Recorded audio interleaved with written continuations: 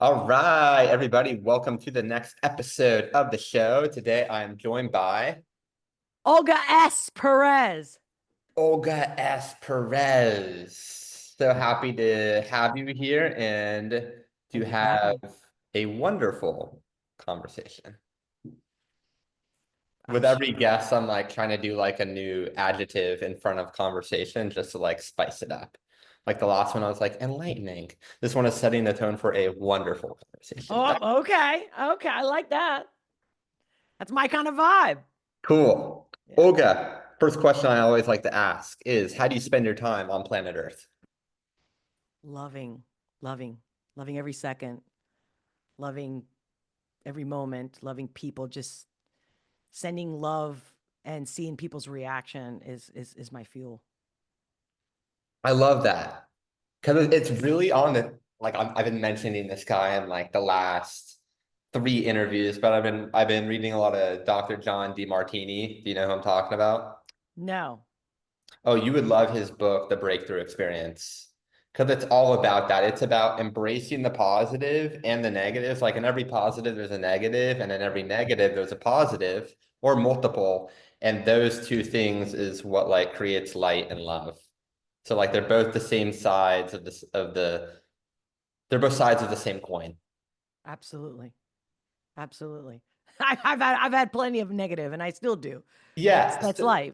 Because for someone to just say that, because I've never gotten that answer yet. I've done like I think this year I've done close to 30 interviews. Nobody has given an answer like that on that question. So I want to know, okay, we'll just hop into it. Like you had to have gone through some stuff to say something like that. What's your comeback story? Or one of them?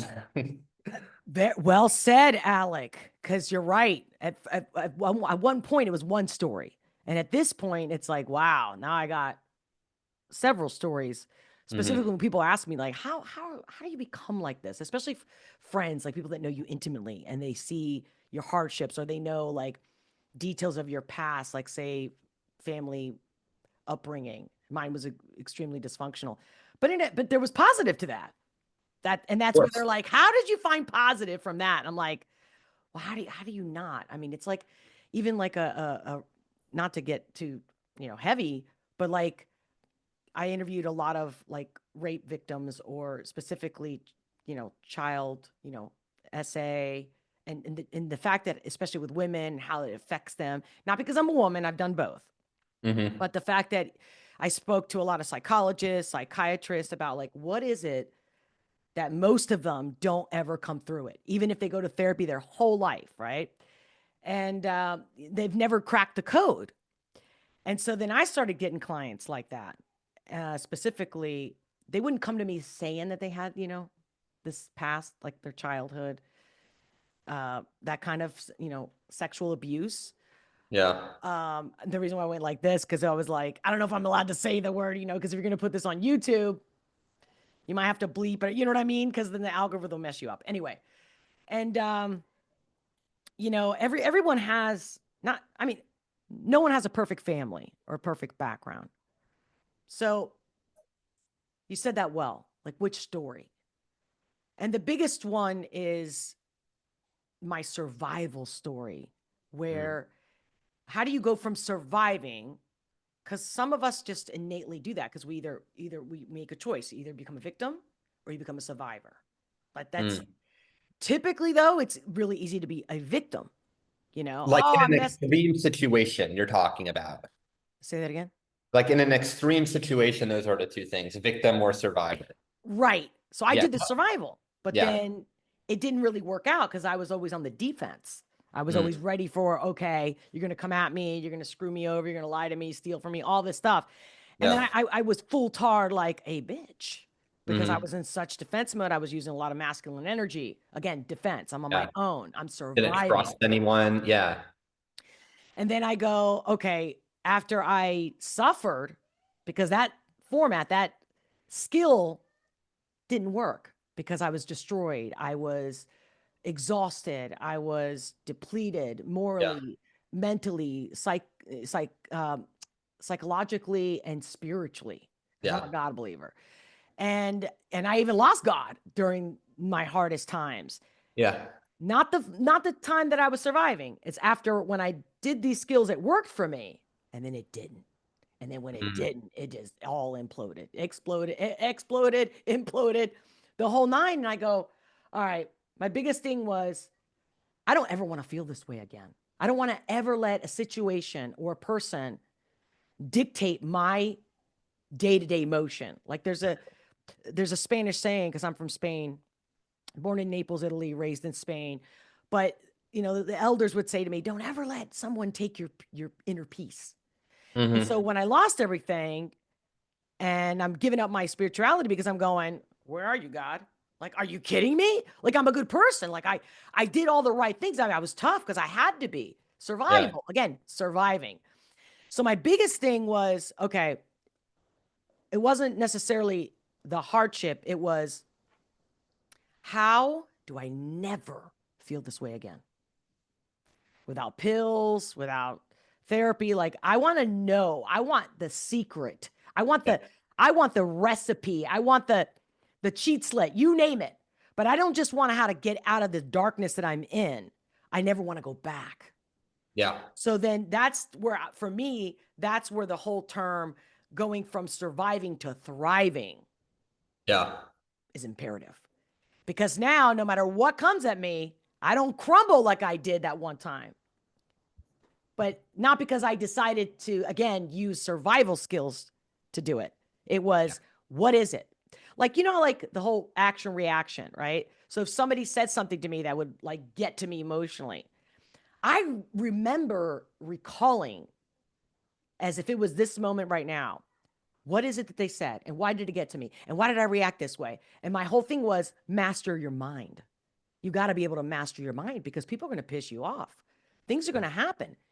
Yeah. So that to me was the biggest thing I've ever accomplished because I can be like, I spent the last 10 years doing networking events to empower Mm-hmm. the community. There's a lot of reasons for the why. But let's say the mic goes off, Yeah. and my interns or my staff is like, and I'm like, I'm on the stage. You can't be, not that I want to, praise Madonna. I'm just saying, because I've used that example so many times because people know who it is. But it's like, I don't care if it's Taylor Swift. But like, you can't be on stage. You can't be performing and then have to worry about the lights and the mic and this and the sound and all that stuff. And so Yeah. people have seen me in live time where I'm on the mic and there's silence and the whole audience is looking at me like, and I got to keep that smile and I got to keep that flow. I got to keep that vibe.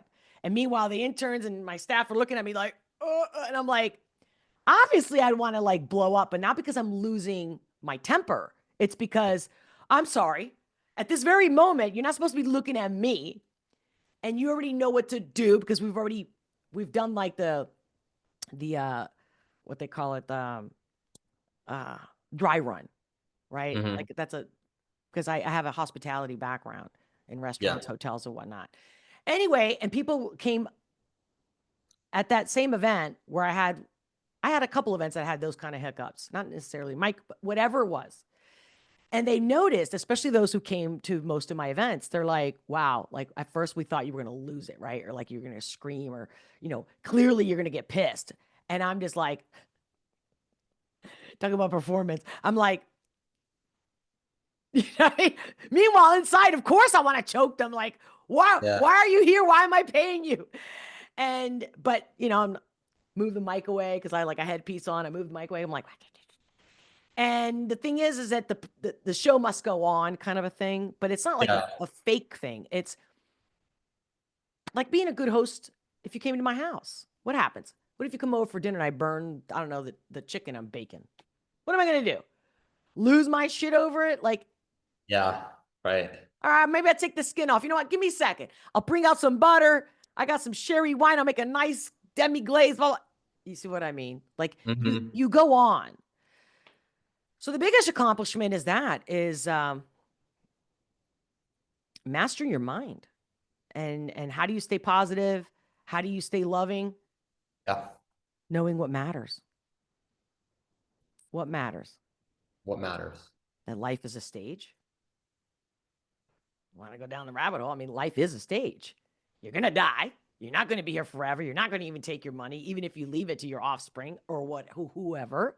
Yeah. But like, what's the point on getting up every day and you know you're going to die? Mm-hmm. There's got to be a reason. Well, for Yeah. me, it came down to I don't ever want to make anyone feel, not that I ever did, but I learned something. I know how much pain I went through. And now I figured out how for you never to go there. And then even if you do see yourself, because we're creatures of habit. So we do kind of get into our, roles or our habits. But how can you laugh at it? And so I think when you look back and you go, if life is just a stage, like Shakespeare said, and we're all playing roles, because no matter how authentic we think we are, and then we try to be, right? Like, am I the influence of my parents? Am I the influence of my culture, my country, my age? You see what I mean? Social constructions. I think it's a lot easier when you realize it's really a stage. Who do you want to be in the stage? So I said to myself, well, on my way down, or like, my way to the end, I hope I give the feeling of love, not just the saying, I love you, or let me give you a hug and love you. No, no, where I don't have to say the words, but the interaction that we just had, even if it's just a hug, oh, I'm so happy to see you, right? And I give you a hug and you feel it. That'll be with you forever. They say that like when you pass on, what do they say? What precedes you? The memories. How did you make somebody feel? But we Mm. all say that like a quote we read, but we don't really live it. But go ahead. Yeah, yeah, I know, yeah. There's a huge difference between knowing something with a K and a capital K, right? Yeah. So when you say, who do you want to be? That reminds me of who you want to be is kind of remembering who you really are. Boom. You nailed it. Absolutely. Because when I went back to like when I was 8 years old, I'm like, who was I when I was a kid? And I was told to shut up. I was told I was too loud, which is true. I still am, but that's who I am. So that's the next step on what I've accomplished or what I've helped others to embrace and to live a happier life. It's like you are who you are. I think, some of us are more quiet than other people, but your intention, right? Like, who do you want to be? So when I went back to my 8-year old was very honest to a fault, right? Like, oh, well, society doesn't like that. It hurts their feelings, or they get, offended and nah. And it's like, well, hold on. And then the whole world, even, especially in the last 20 years, be yourself, be yourself. Bullshit. The world doesn't want you to be yourself. So you have to like find out, like, okay, how can I be myself without compromising myself, without Mm. losing myself? Right. So now I'm not that I'm lecturing you, but good point. At the end of the day, it's how to be yourself with tact, with like communication skills, where you're not hurting people's feelings, but at the same time, they can't dim your light. Hmm. And for me, it was just honesty was the best policy. Like if you're honest, you'll always win. But again, delivery makes all the difference. So, okay, all right, I'm going to learn how to do the delivery. And so, you start to learn. Everything's a learning thing. I believe we learn to the day we die. Unless you learn how to walk on water and you're like Jesus Christ, we're always in a learning, always. And, we're human, we're creatures of habit. So of course we repeat a lot of the same stuff that even we can look at ourselves like, oh my God, I can't believe I just did that again. I already knew better, this and that, or why. Like, for example, one of the things, especially as being a coach, is I never give advice unless you ask. And even if my friends call me, my family, I go, are you asking? Because there'll be silence on the phone or in Yeah, person. And I'm like, are you asking? I need you to tell me. yeah. Like, You just want no, no, somebody to listen to, or do you actually want advice? exactly. And then most of the times I'll be like, no, I want to know. I'm like, but I need you to tell me. And I want to hear it because I don't want you to come back at me. Yeah. Because once you let the cat out of the bag, I had a friend a couple of years ago.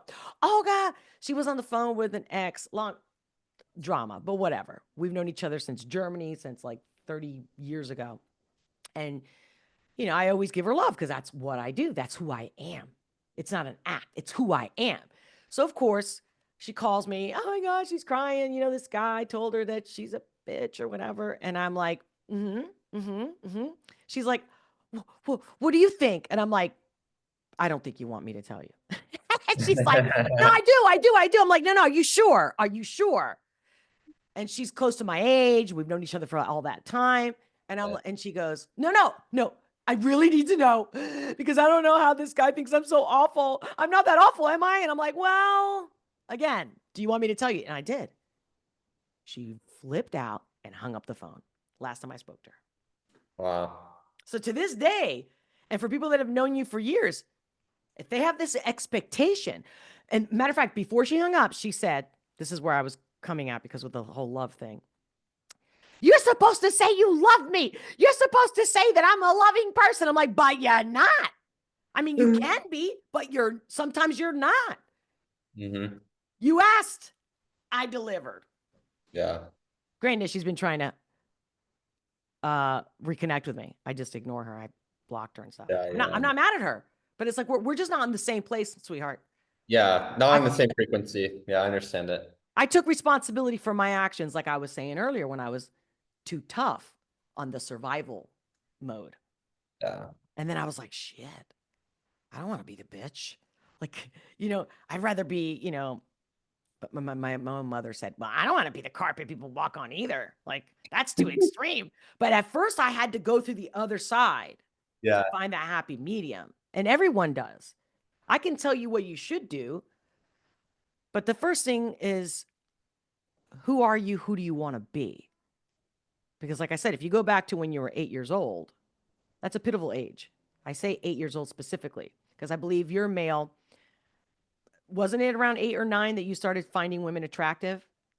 You know what I'm saying? God, I don't know. Were you Probably. younger? I don't know. I barely remember those years of my life. To be honest. Where was I? But yeah, probably. If the scientific evidence, the studies show it, then sure, probably. But go on. Now, I can go on and on. So, did that answer your question? Like, see the love, the feeling, because I'm so into love. I love love so much. I love the way Jesus loves, like the unconditional. Like all the relationships I've had, they're like, all my friends are like, why do these people still want you? And I'm like, because I love them. I Mm-hmm. treated them with love. I didn't say love. I showed it with every action, with every breath, with every little love note. But I do it to my friends. I do it to anybody I care about. When you walk away from me, you will feel so loved that you will yearn it. But I'm not doing it for you to come back because I need your friendship or I need your attention or love. I already got it from God. Yeah. And it's funny because I was rewatching your video because when you reached out to me, I'm like, well, who is this guy? So I look you up Uh-huh. and, the whole time I'm like, I get it. Okay. I see why this guy reached out to me. And then you mentioned God. And I go, oh, yes. Because that means you're already that far ahead in your journey that I felt like we're going to have a good conversation. Yeah, thank you. I mean, I think just talking about God, I mean, it's something that everybody, this is what I've said in multiple videos. It's either faith is something that people are already practicing in their life and it's an embodiment of their routine, or they want it to be. I don't feel like at least anybody in my world has ever just like thrown God to the side. I mean, some people have when they're in a really low place, but I think it's common ground with a lot of people, and it does nothing but just bring people closer because God is universal truth, and we all want to be better as people. Absolutely. Absolutely. And we don't fight as much. Like if we love thy neighbor, right? If you love everyone like they're your equal, Yeah. truly, you know what I mean?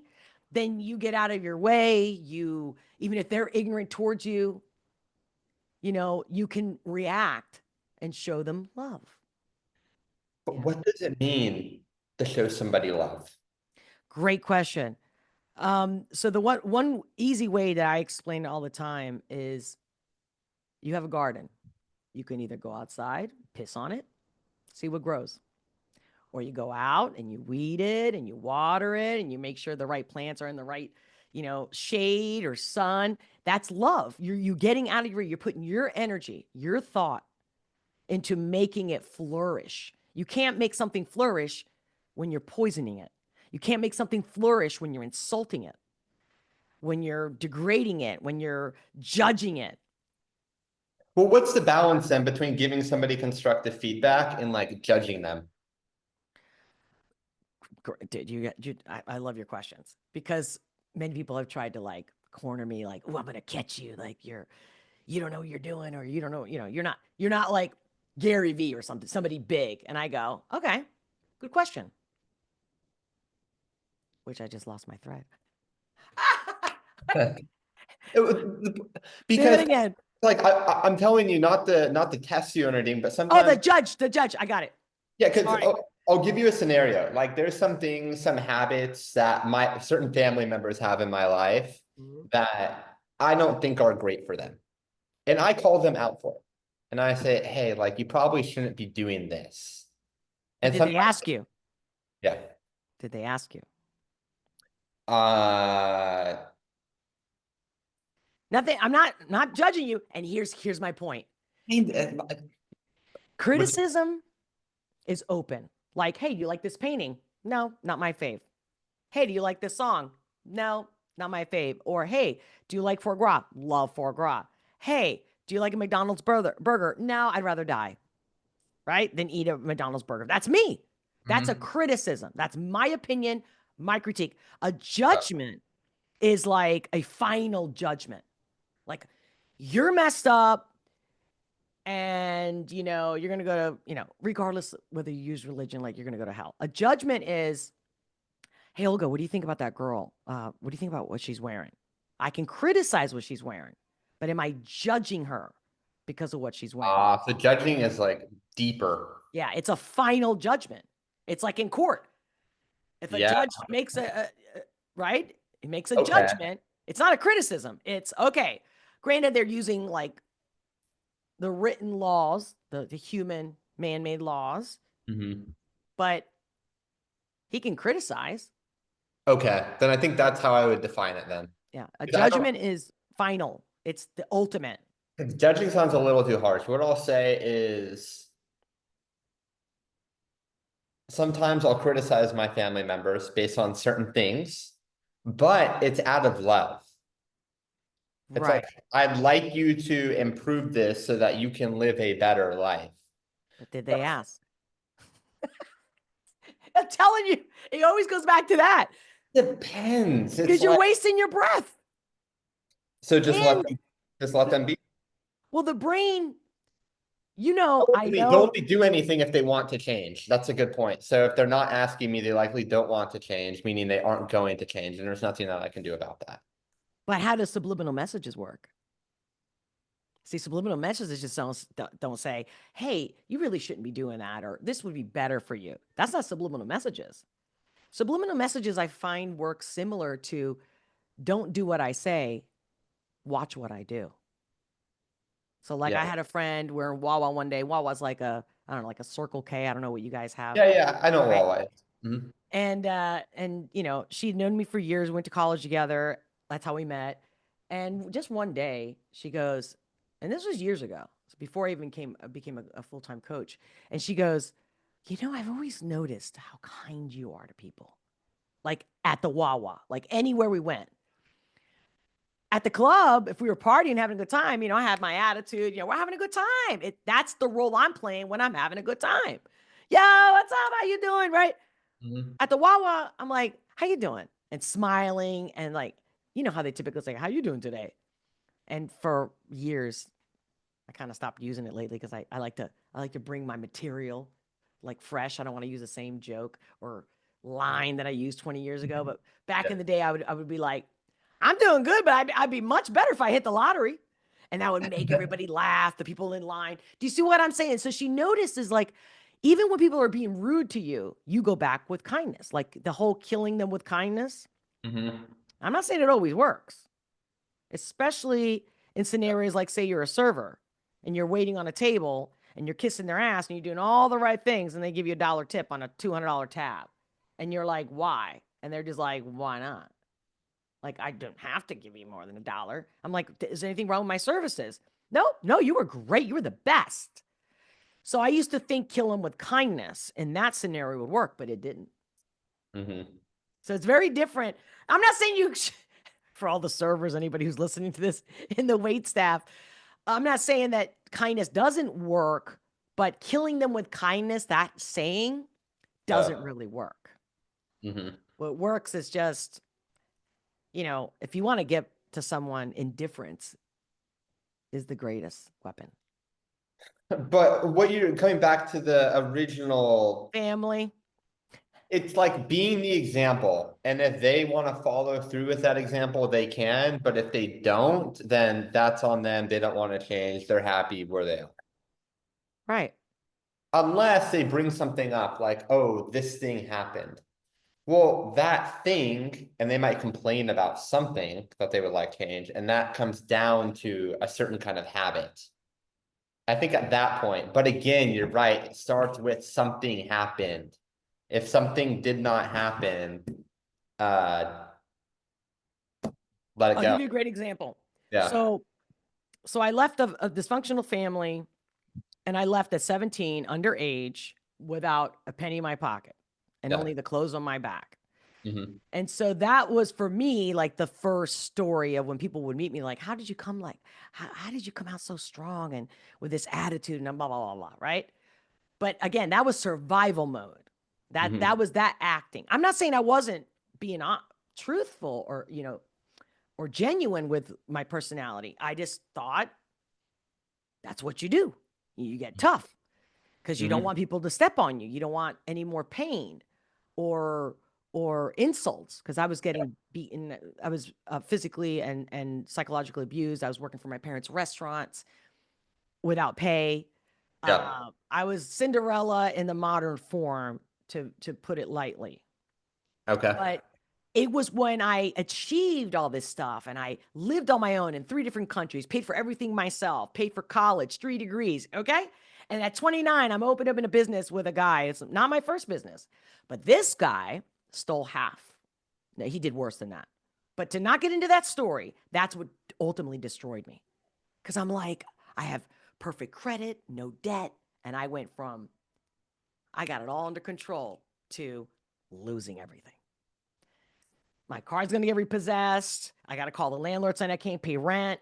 And that really gets a number on your ego, which I didn't know I had. Yeah. So I had to learn about the ego. Da, da, da. So fast forward to the family part of what you're saying, because I think this is so amazing that because I'm writing this book. I've been writing it. Anyway, I'm almost done. When your own family and your own friends have known you for a long time, right? So they've seen, when you were 16 or 25. And then Mm-hmm. when they came to me and said, yo, what did you do? Like, how did you change so much? Like, clearly you went from suicidal, don't give a shit about anything. I could care less if I live another day. Like, if God, I even used to pray to God, take me out because I'm done with this game. And it wasn't about failure. It was about, there's not just Hemingway, there's a few other writers that talked about how the more you know, actually, the more depressed you might get. And the more like Mm. what's the point on everything? So the more Yeah, it's like intellectual. ignorance is bliss. Exactly. But I had a specific story that happened. That's for another day. But ultimately, that was the greatest compliment. That was the greatest, is when my own siblings that thought, you're nothing, because in my family, I was the black sheep because I was loud and they weren't. So it wasn't that Yeah. I did anything bad. It was just like, you're not like us. Like, you might have came from the mailman. And when Yeah. they come back and they're like, okay, so we knew you would succeed because we knew you were hard headed, right? Like you wouldn't give up. But when they saw that I give up and then I came through as a totally different person, I was always kind, but this time I shut up.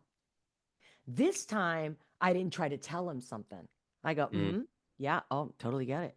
The more compassion I showed, the more patience, the more quiet I became. So the things that they really wanted me to do, it's like, can you just shut up? Like my own dad would like pick up a remote control and he's like, what button is the mute one? right? When I was a kid or even a teenager. Yeah. But when they realize, well, hold on, this girl's like almost like a robot. Like she's like, and you know how family knows how to touch your buttons, and the buttons weren't working. Even my mother. You should have never left. I told you, you're never gonna have kids. And, but they also, at first, before I even left the 17, they were like, you're gonna be on drugs and pregnant, and don't come here because we don't want it. And none of that shit happened. I became a teacher, in fact, before I lost everything. Okay, so there's a lot of lives that I've had, and so Yeah. when the family and the friends that are looking for answers, looking for truth, looking for how to get through a relationship or make a relationship work or get the dream job, then they come to me because they go, wait.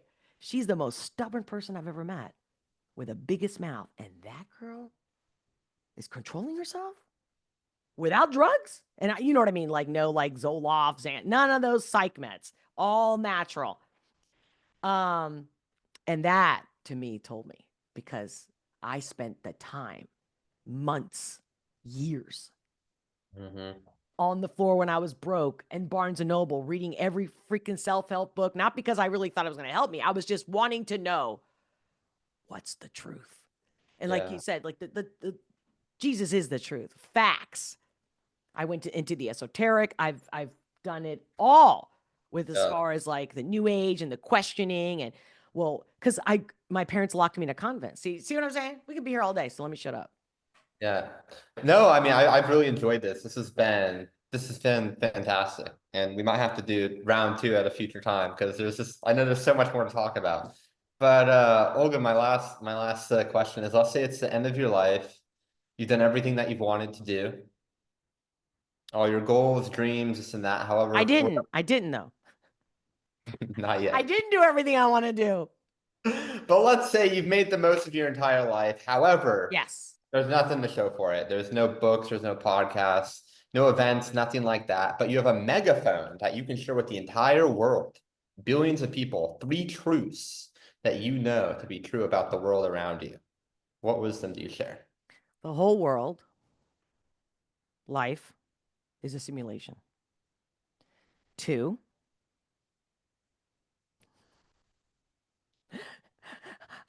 I love suspense. Hold on. I'm sorry. Because even my brain was like, hold on. Hold on.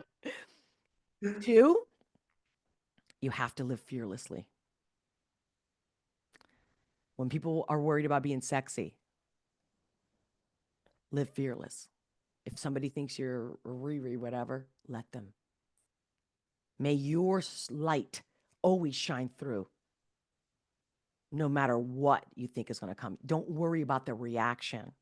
Worry about how you feel when you say what you say, when you do what you do. Never be a follower. Know that every day you choose who are you going to be from every moment, because all we have is the moments. And then number 3, love, love, love. Nurture your friends, nurture your neighbor, nurture every living thing. A flower. There's not a day I walk by a rose or any flower and I don't bend over and sniff it.